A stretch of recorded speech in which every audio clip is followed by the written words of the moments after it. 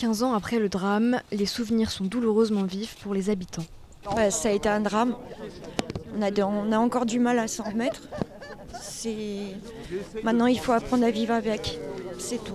Il faut apprendre à vivre avec. J'ai perdu mon papa.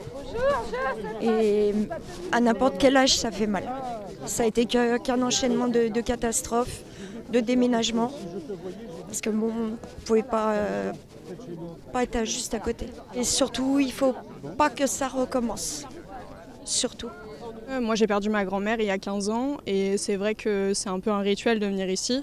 Il y a eu tellement de souffrances qui ont découlé de cette journée il y a 15 ans, que ce soit le calvaire des gens qui ont été enfermés dans leur maison et qui sont décédés noyés, ou le calvaire des familles et des gens qui ont perdu des biens. L'océan me fait peur maintenant. Je ne me verrai pas habiter à côté de la mer. Mémoire et adaptation, les maîtres mots du ministre de l'Intérieur et du maire de l'Aiguillon-la-Presqu'île en ce jour de commémoration. On ne doit rien oublier vis-à-vis des victimes, vis-à-vis des familles. On ne doit rien oublier aussi des comportements nouveaux qu'on doit avoir. On ne peut pas construire n'importe comment et il va falloir s'adapter parce que ça n'est pas terminé.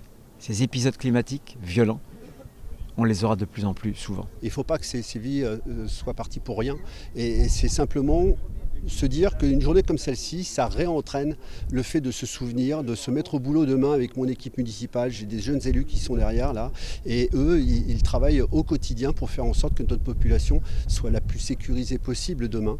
Elisabeth fait partie de ceux qui ont tout perdu.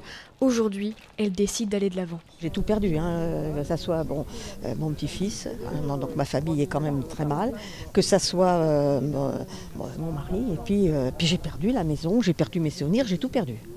J'ai pas peur. Alors moi, étant donné vu ce qui m'est arrivé, parce que j'ai subi la tempête, on m'a récupéré dans le coma, donc j'ai pas peur, je suis passée de l'autre côté. 15 ans plus tard, ils avancent, ils n'oublient pas.